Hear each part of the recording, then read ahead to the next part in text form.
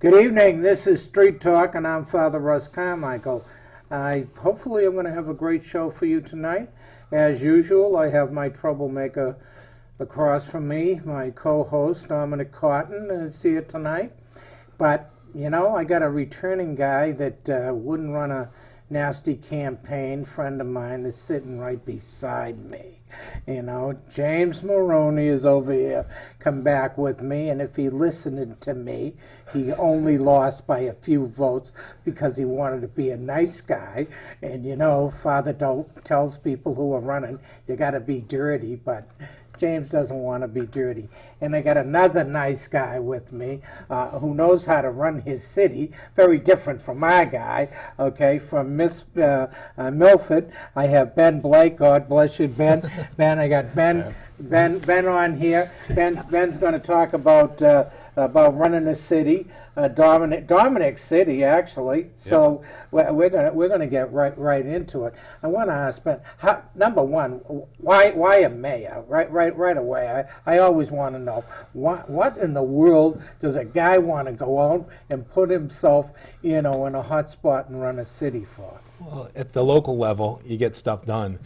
The folks up in Hartford, the folks in Washington, D.C., they get lost in the morass of bureaucracy. At least some of the stuff that you want to do actually happens at the end of the day when you're dealing with folks at the local level, the community level, because you're on the hot seat. You got to get it done because you see those folks at the supermarket, you see those folks on the street, and there's expectations that things actually happen, and so when those expectations are set high, you want to make sure that you meet those expectations. Yeah, and I know you've done a pretty good job out there. I really, from listening and Dominic pumping you up over the time. I think he's looking for a job. Okay, but talked about efficiency and stuff like that. The work you've done on trying to make the city efficient. And I guess we'll talk about that, but I want to talk to Jim for a moment and everything else, right? Or Jim owns first college choice. First choice college. First choice college, right? Where you help. We work with students. I mean, the main thing we do is with test preparation. So we're working with students, helping them to prepare for the SAT or the ACT. But we help in all aspects. You do all kinds of stuff, and you're involved with education, big time.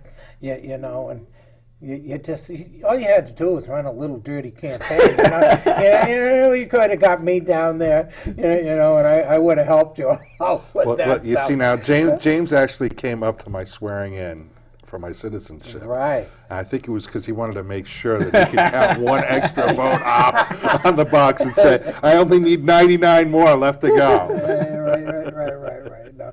And you did so good up there for us. I mean, with the disability stuff and everything, it was really it really hurt, and it was so close. I hope you're going to run again. I'm not going to put you on the spot unless you want to be, but I really hope that you're thinking about returning. You did such a good job. And I don't even have you. I'm not blowing you smoke. I'm not even in your town, for crying out loud, No, yeah, thank you very much. And the decision on whether I run again is I have to give it a full year away from it and see how it's going. It was a great honor, and one of the great honors was actually working with Ben and a lot of the things that we were able to do together, but just working for Milford. The district was Milford and Orange, but Ben and I both grew up in Milford and wanted to, for me, it's about giving back to the community. And you mentioned with the education, I went through the public schools in Milford as did Ben, and so I've been very involved in the Education Foundation in town, and then just trying to help out wherever I can. Now we have our own kids coming through the... I was just going to say, now you guys got your own kids, right? So we have some skin in the game. You got dogs in the fight and everything. I mean, that's really, you got a great town. I've been down there. I visited with Dominic. You really got a nice, great town there. And again, the efficiency stuff, maybe you can talk a little bit, start off with that, and then I'm sure Dominic will probably pound on it. We're really always trying to make our city operations more efficient, streamline the way that our local government operates. Everything from trying to get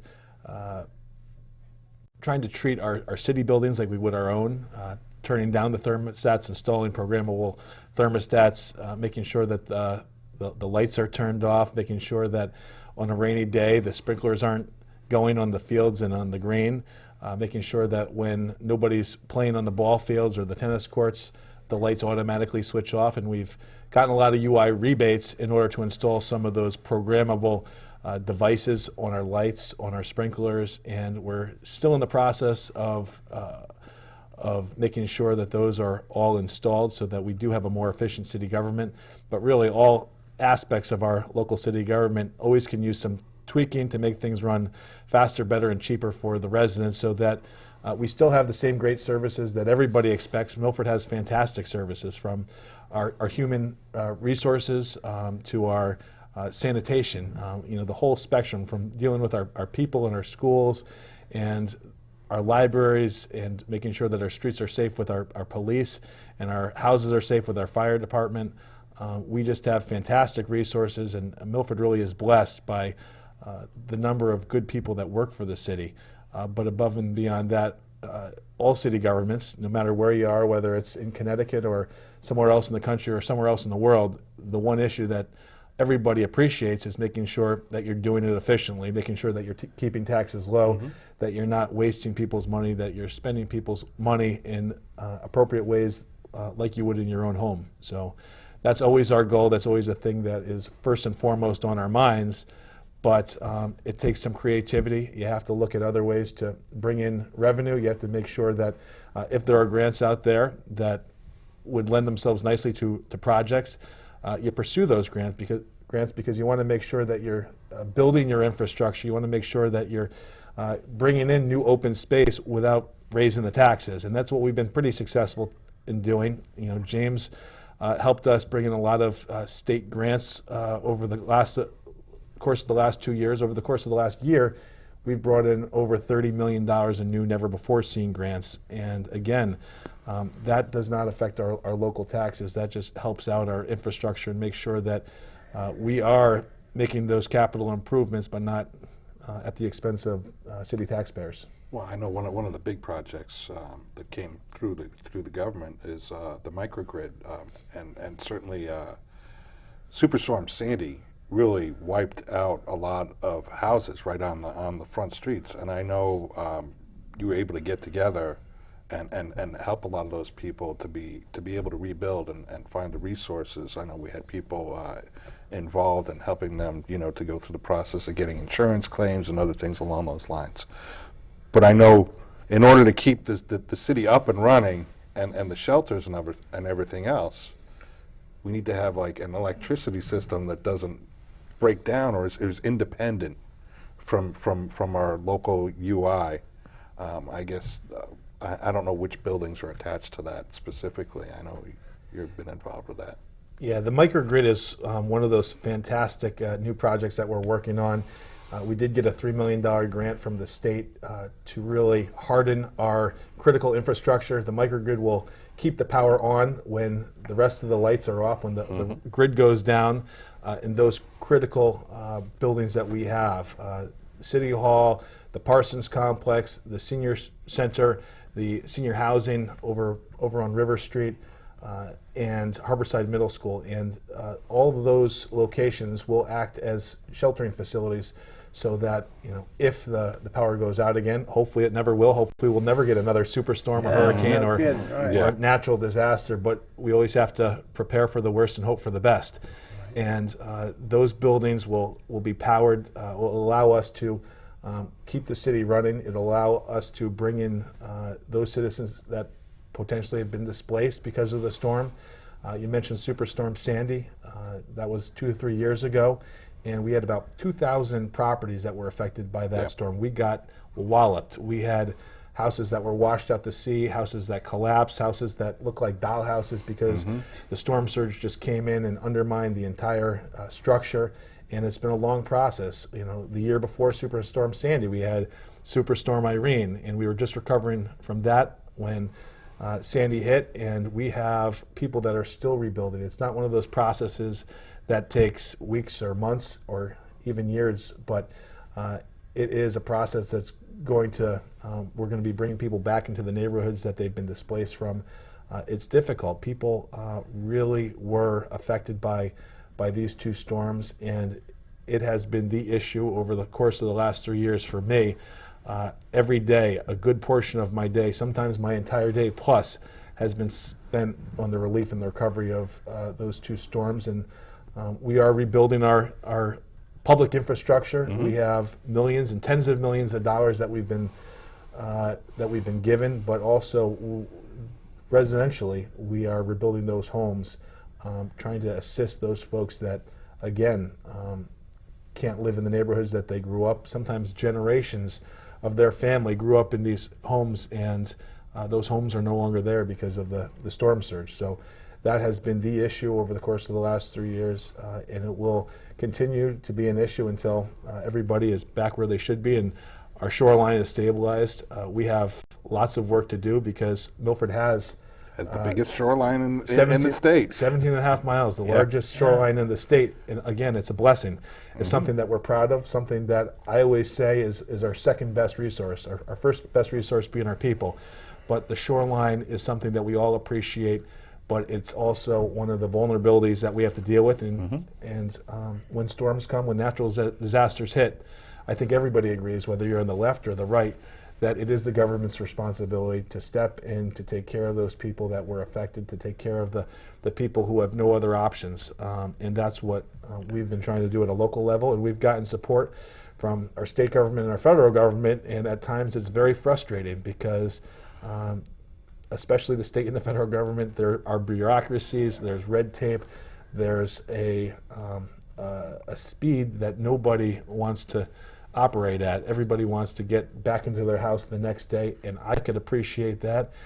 It's something that frustrates me terribly when we have to go through a lot of the red tape in order to rebuild our coastline. I can understand some of the basis for it, but there certainly needs to be a more streamlined process for the next time. And I think that there has been some lessons learned from Storm Sandy and Storm Irene, and I'm hopeful that into the future we will do it in a more expeditious basis so that people are not left stranded so long. And given, I did not know that was the case, the longest shoreline in Connecticut, but given that means you do have to look scientifically to the future because of weather change, what's coming, and all the things that are coming that we know down the pike. So you do have a major job of keeping an eye on what the potential that can happen. What's your shoreline, which probably a lot of people don't even realize if they don't follow the scientific stuff, that what goes on with our waters and the melting and all that. If you don't really follow that kind of stuff, and not only that, if you don't live in an area where that stuff and that change over the years is going to totally affect you folks down here. That's not like something that ends. Right? We don't have our head buried in the sand. We realize. Wow. We realize that's a huge issue. You know. Unfortunately, Long Island Sound's, if you think of it, it's like a big, huge bathtub, and there's such a little plug at the other end down in New York City to let the water out. So when the wind gets swept, it just pushes like the wall of water in through it, and that's what causes a lot of the problems. Yeah, well, you know what you got melting, pal. Yeah, but a lot of people don't believe in the global warming. But you've got saying Long Island Sound is raising. Is it an inch every 10 years? It doesn't sound like a lot. An inch every 10 years, but it's. I heard it was even faster. That they're misjudging some of that, and it might be faster than that. Not too long ago, just recently, because and of course we got a whole bunch of people that don't believe in that. I mean, but it's affecting everything. Speaking on the housing issue, I know one of our big issues coming up right now for our city that we're facing is the issues with people kind of usurping the process, the permit process, and other things, contractors, and getting past our affordable housing, which for everybody out there, it's not that we don't have enough affordable housing. I guess if either one of you two can like explain what the situation is, because I know it's a big issue for everybody. And it is a difficult issue because you look at one of the number one reasons young people cite for why are you leaving the state of Connecticut is a lack of affordable housing.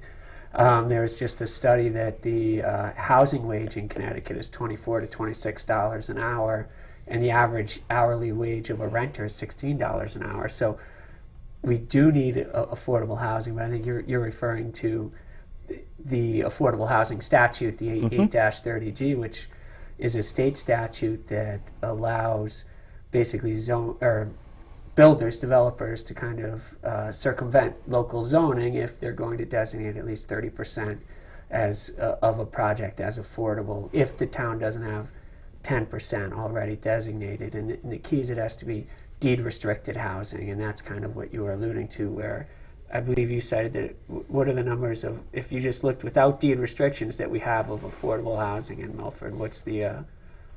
Yeah, Milford is a very diverse already community. We have probably 20 to 30% of our overall housing stock is already within the guidelines or within the income thresholds of what is affordable for Milford. It's just the fact that those properties, by and large, are not deed restricted. One, because Milford's an older community. We're 376 years old, and a lot of these community developments were built at a time where they did not need to deed restrict in order to build up.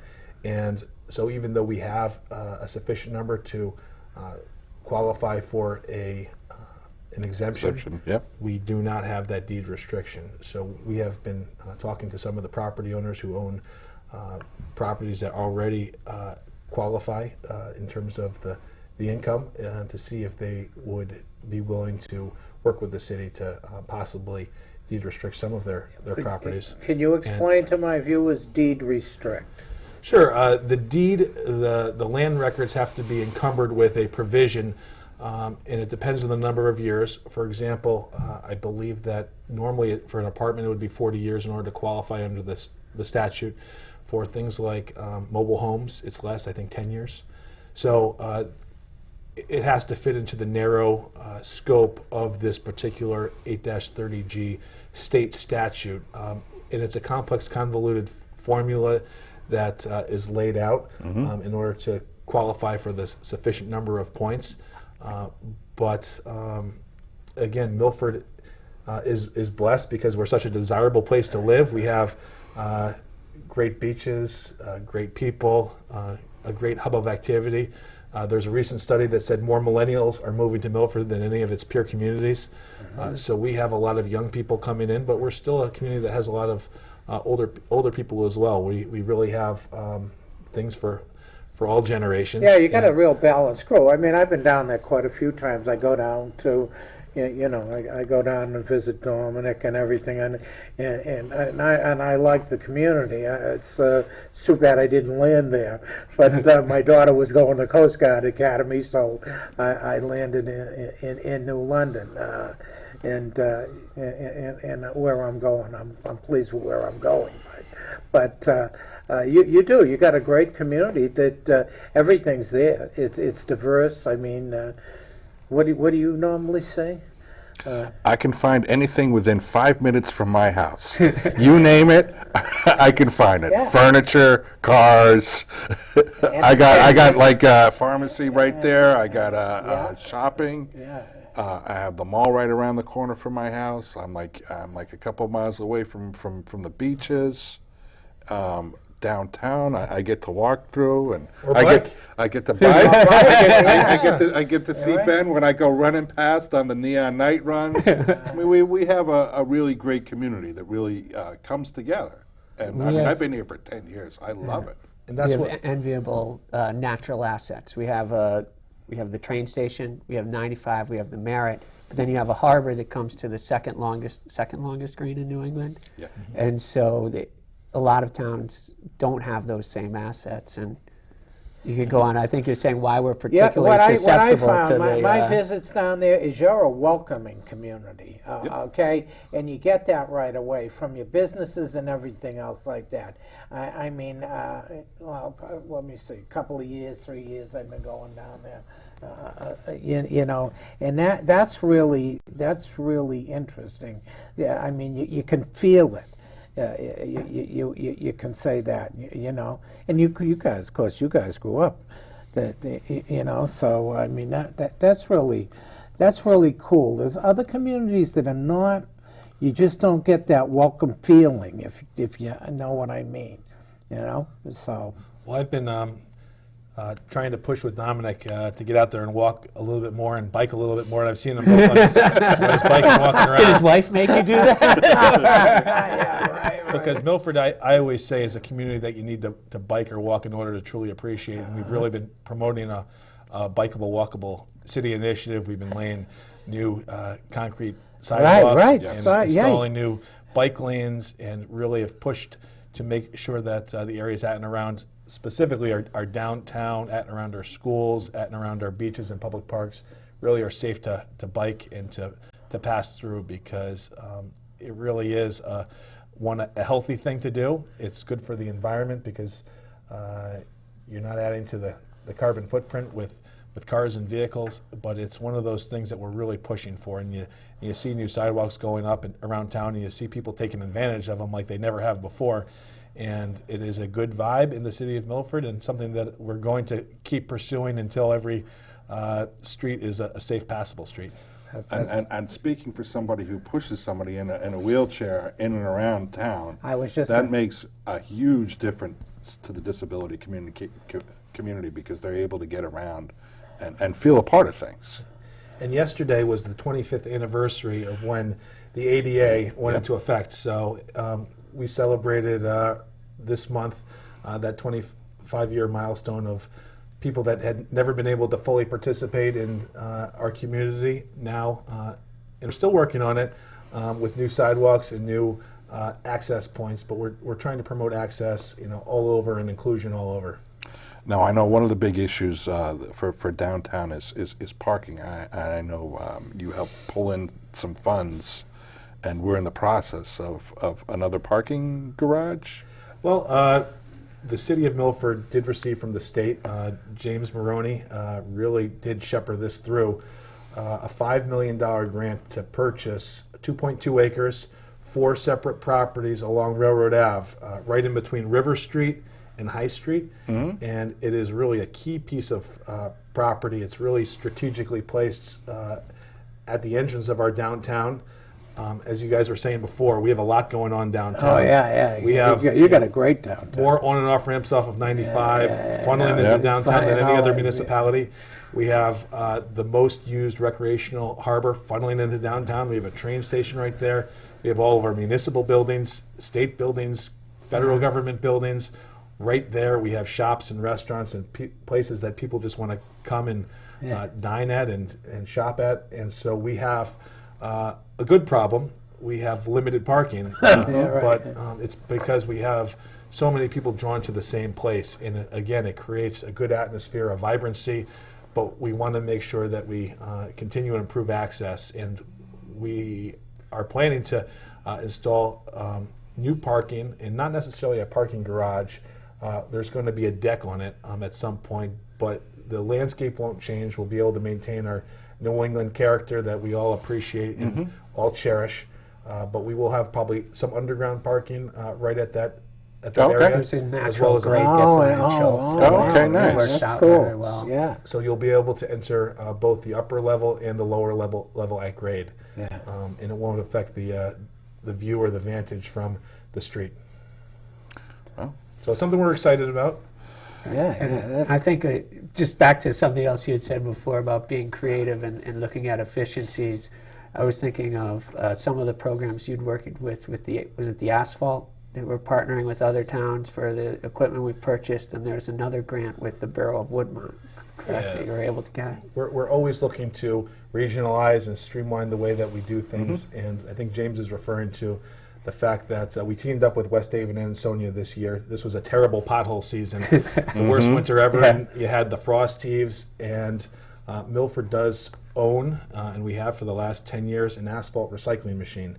And the asphalt recycling machine is able to process more asphalt than we can ever use, even if we had all of our crews going all at once. And what happens is you bring old asphalt, old millings and curbing, and you throw it in this mixer, and it mixes it up, and then it spits out fresh hot patch. And in the winters, when all the asphalt plants are closed down, you can't get hot asphalt patch. unless you make it yourself. And so we have this asset that nobody else really has in the entire state. And so we have teamed up with some of our colleagues in West Haven and Ansonia and invited them, and we do generate a little bit of revenue. And at the same time, it is a huge benefit for their communities as well. Absolutely, it's fabulous. And it keeps the machine going, and it keeps too, the which is machine important. going is important too, and everything. One of the other things here is you both grew up here. You're raised here, right? So you know your city, okay? Which I think happens to be really essential. We have an election going on where I come from, which is hot. It's a hot election. That's the best I'll say because I'm with you, right? And I don't support the mayor that's currently the Democrat. Well, he's going out, and I support Michael Passero, who is the Democratic. Hopefully, will get elected. And he's grew up. He sees his New London, I guess, like you guys see your Milford, and I think that's a wise. It's just people say, well, we need an outsider, somebody who's different and everything, and I don't view it that way, especially in local cities where you have a sense and your community is united. I would guess. Is that hard for somebody to pull again? I mean, I know that your city has diverse population, young, old, and stuff like that. How did you pull them together behind you? Well, I think I do know Milford because I did grow up here. I feel like I have my finger on the pulse of what's happening, but there are always issues. But you have to make sure that you address those issues because it is a special community. We have more going on than really any other community, and I don't say that lightly. I know. I mean, any single weekend we have a dozen to 24 events that are just fabulous because we have so many great community groups. I mean, our nonprofit organizations from the Devon Rotary to the Milford Rotary to the Kiwanis to Boys and Girls Club to I can go on, and the list is endless. But we have so many groups that do good work, that run events, and it is something so special that really nowhere else has. You go to the west of us or the east of us, and I'm not going to name other towns. I know. I understand. Leave it to people's geography. Towns or cities, but everybody comments on what Milford has that other places want to emulate, and that's something that we aren't going to rest on our laurels. We're going to keep pushing it. If someone comes to me and says, "I want to put on, a fair. I want to put on a sidewalk show, or I want to put on an art event, or a sporting event," is something that I'm always encouraging of because it just brings that goodwill to the city and it energizes really everybody and lifts everybody up. And as mayor, you get a catbird seat to watch it all happen. You have a front row seat to watch all the celebrations and all the good things. At the same time, you see some of the tragedies that have happened. Dominic mentioned the storms that we've faced before. We've had other tragedies. We've had terrible things that have happened in Milford. But the silver lining, if there is anything, is that it really does bring the whole community together. They rally like no one else behind a cause. And Milford really is a stronger place because of a lot of the tragedies that we've had. We've had too many tragedies over the last several years, but you've seen how we rally, you've seen how we respond, you've seen how people come together to support each other, and that's one of the things that I think I appreciate most over the last 4 years as mayor. is seeing how we respond to adversity. Community. You know, I mean, I see Ben at all the events, and I'm taking his pictures for him with from Chaz. But and it's not only seeing them there; it's the community works together. Yeah. I've been observing the community for a couple of years now. Okay, and I say, why doesn't this happen in New London? Okay, it's open. Your community's friendly. I know several people that are in business. Your business community seems to be friendly, and you're open to, and it's easy, and everything else like that. Very different than where I've been for 13 years. And extremely different where I've spent with the last 3 years in the turmoil that we have up there. That's you know. Well, I know the business climate is very good in our city. Yeah. I mean, you see every you know, lots that have don't stay long before they're redeveloped. I know right by me, there used to be the movie theater that is, you know, being redeveloped for a new shopping center, and Total Wines are going in over there, and you know, Milford, if there is turnover, it doesn't stay dormant for long periods of time, and I know. You have to have businesses because they help offset some of your tax base and make it livable. Mm-hmm. Yeah, you got a vibrant downtown. Yeah. You know.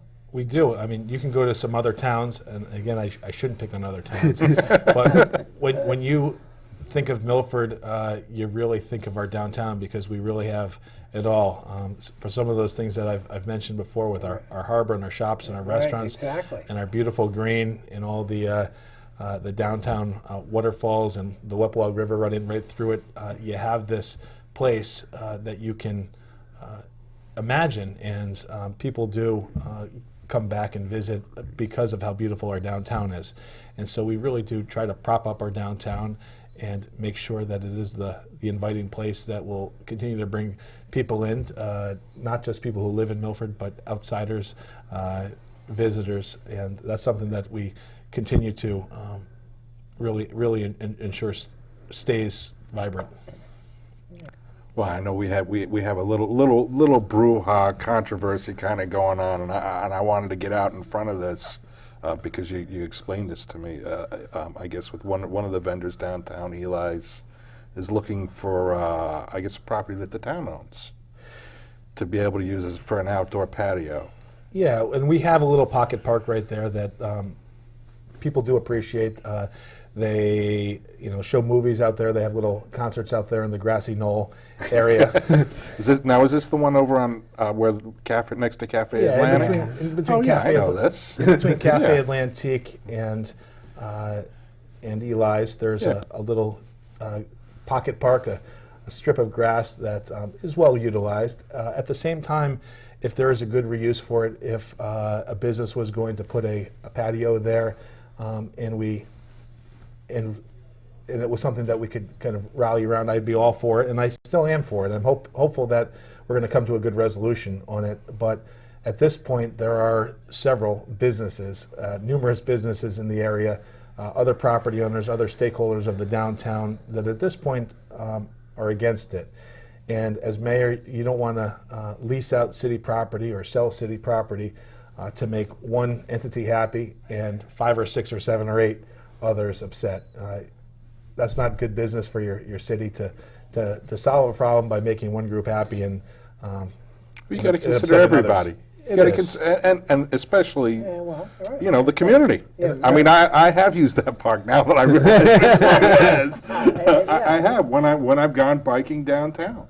And as I've said, this is not a political issue; it's a community issue, and you got to make sure that the community is on board before. Again, you give up something that's important to the city, which is a city park. Thoughtfulness. That's what it's called. It's not, it's not dealing with one. It's dealing with the whole community, and that's good leadership. And of course that's what I'm That's what I'm looking for. I mean, I'm looking for that in mayor. Obviously, I'm looking for it in representatives. That's why I want you to run again. I won't continue to keep saying that, but I have our way at him too.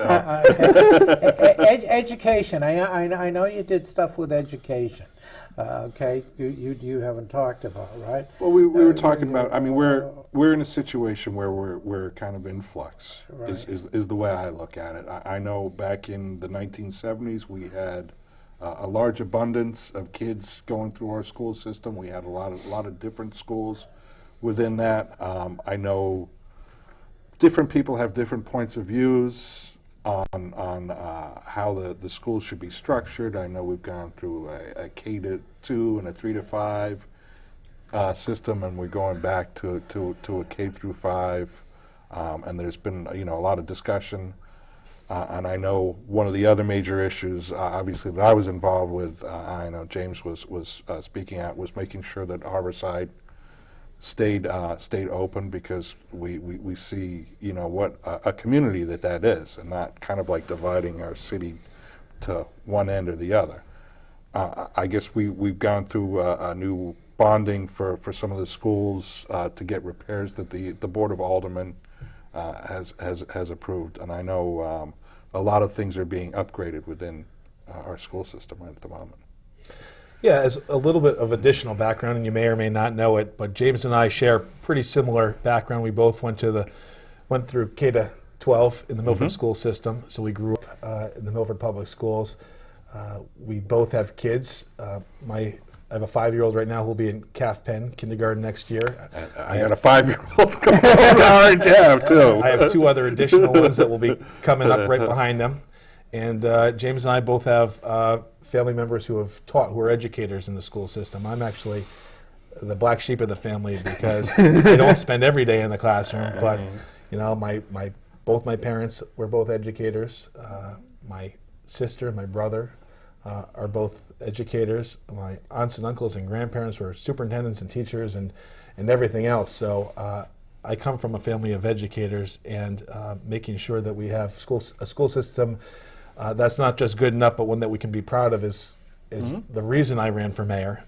First and foremost, beyond anything else, I want to make sure that we have exceptional city schools. And we did, as you mentioned, went through a process over the last several years to redistrict back to from the K-2, 3-5 system to a K-5 system. And I think that the vast majority of people in the city of Milford appreciate that. When James and I went through the school system, it was a K-8 system. And that neighborhood school was important to a lot of families. Certainly my family, it's something that I grew up appreciating, because you knew everybody in your class. There was less likely of a chance that there were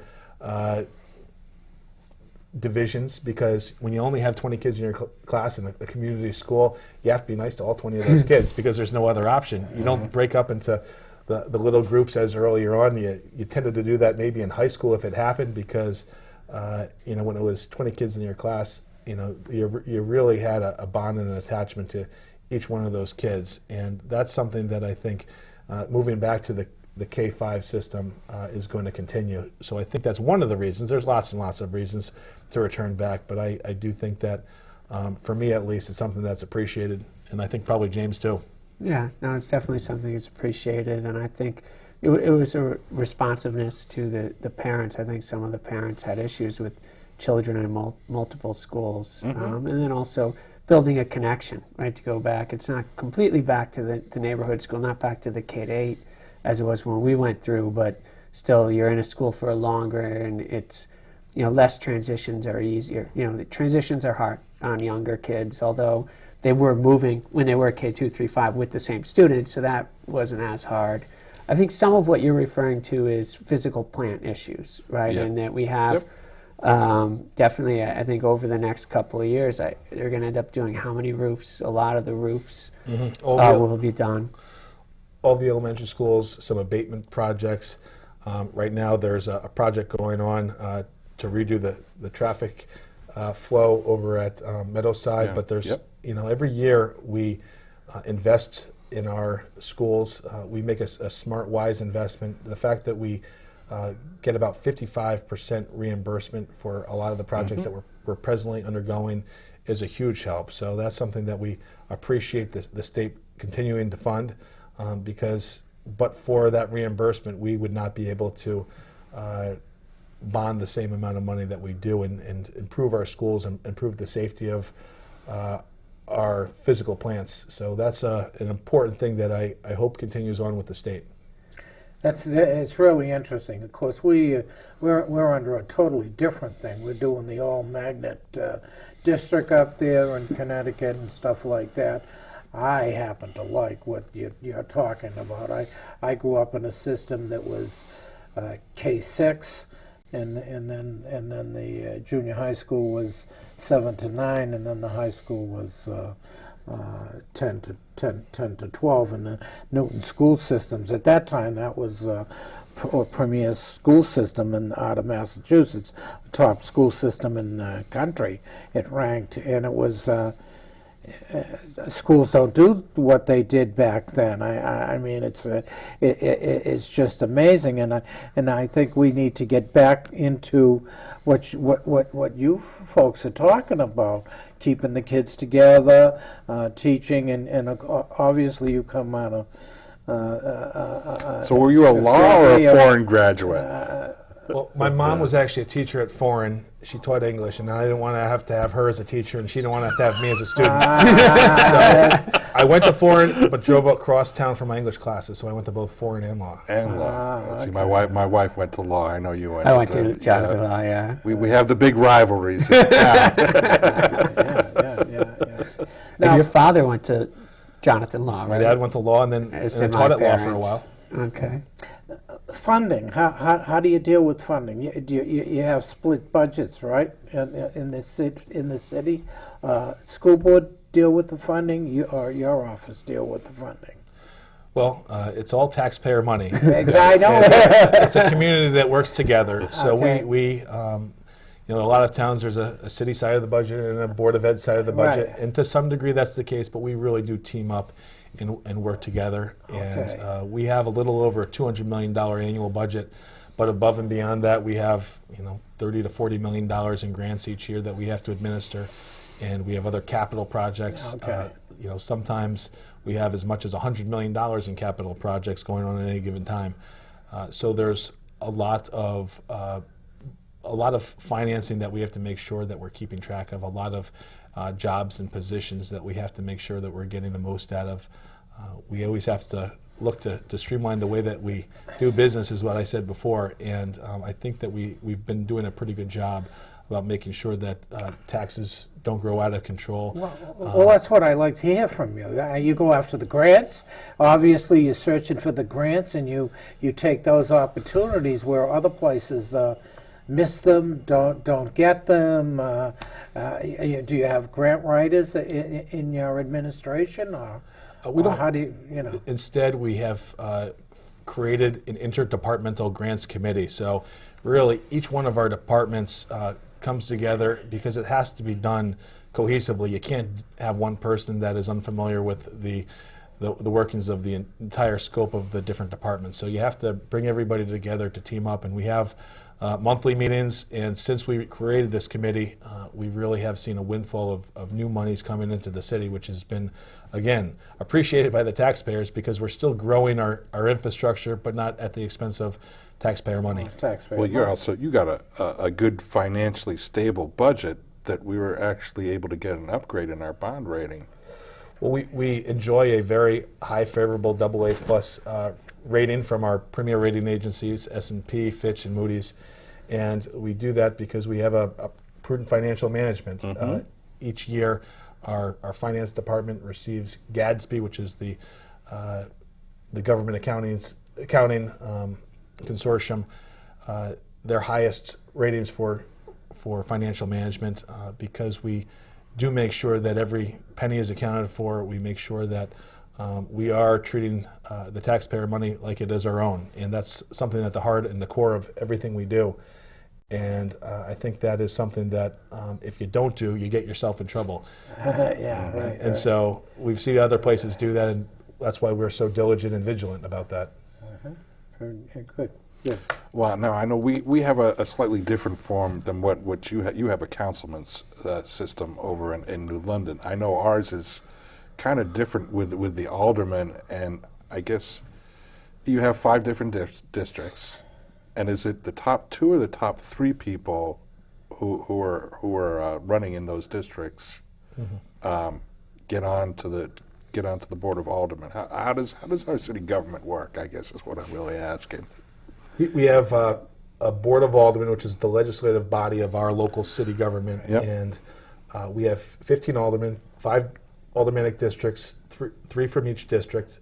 Back in 1959, we switched from a town form of government to a city form of government with a mayor and board of aldermen, and since then we've had 10 mayors, and each odd year we have an election for our new boards of aldermen, education, and planning and zoning, the 3 elected boards that we have. So this is actually an election year coming up, and we will be going through that time-honored tradition and seeking out, again, members to ensure that we have good government moving forward. Now, your term is only a 2-year term, am I right? Yep. Okay. Now, Newton, Mass. was an alderman form of government, city of Newton. Okay, but the mayor was a 4-year term. Okay, and at a 2-year term, that must really put pressure on you, because you're almost like running all the time. Is there any chance of that going up to increasing to the 4? See, I like a 4-year term with a recall option. Yes, I like the recall option. Everybody knows if you don't do the job, I want to pull you out. But I like, for management reasons, I want you in there for 4 years. You know, and I can understand the aldermen doing the 2. And I think even ours were 3 or something, and they rotated. I forget. My brother was an alderman as soon as he was old enough to. I think he ran in high school. Huh. Yeah, which is a man, and he was an alderman in Newton for something like 13 years or something like that, and then he's a sheriff. And before that, he worked for the state auditor. He was the chief investigator for frauds and everything in the state of Massachusetts for, I don't know, 25, 30, umpteen years. But anyways, we have looked at changing the charter and expanding some of the terms of seats like the mayor. Also, the Board of Ed. My concern with the Board of Ed is that you have the possibility of having a brand new Board of Ed every other year, and you'll lose that cohesion. Cohesion, right. And it's a steep learning curve as well. Yeah, exactly. Board of Education. Okay, so by the time you're useful. But yeah, there are things that we'd like to change about the charter to get a better government, to have to ensure that some of the projects that take more than 2 years, sometimes they take 4 or 5 years. 4 or 5 years, right. That you're able to see those projects through, and that's one of the concerns. Again, there certainly is benefits of having it every 2 years, but you just have to weigh and balance what the greater need is to have, the cohesion and ability to see the projects through, or whether or not the accountability of every 2 years is more important. Very good. Yes, Dominic? I was checking on our time. Okay. We're rounding down. We've got probably about another 5 minutes. Okay. Go ahead. You got. No. I just some of the things that I noticed, like within our town, that's different. I know you're talking about in London. Obviously, we go back to community. The Solarize Milford, and what a great success! I know I'm getting some on my rooftop, so but how big a turnout that we've had for this, and I know I talked to the people from MenCon, and they're just blown away by the amount of people that are taking advantage of this and what it means to our city. And I think that Milford, for our residential properties, we've seen more people opt in for the solar program than any other municipality in the state of Connecticut. There are some great incentives that the state is offering, and people should investigate whether those incentives are right for them. It's not necessarily going to be right for everybody, but it certainly is a program that the state's heavily invested in and wants to see us diversify our energy usage. And this is one option among many. It may not be the right option for everybody, but it certainly is a good option for a lot of folks, and drives down electric bills is just something that we all appreciate. Yeah, especially in Connecticut.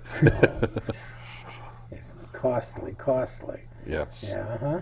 Okay, it's energy. I'm done on my list. You got your list done? You sure it's all done, Dominic? I'm good. Well, for me is okay. It's really nice to sit with a mayor that can run a difficult city. It's not like it's an easy game, but apparently you do not have the difficulty that we seem to have where we are at the moment. Yeah, he's competent. Well, there are challenges in every municipality. I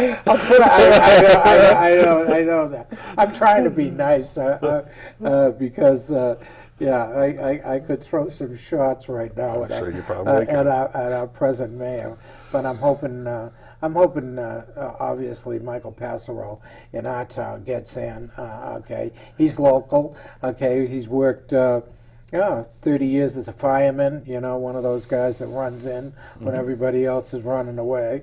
He's an educated attorney. In fact, he's an attorney. I know that when he's off, he's in your town.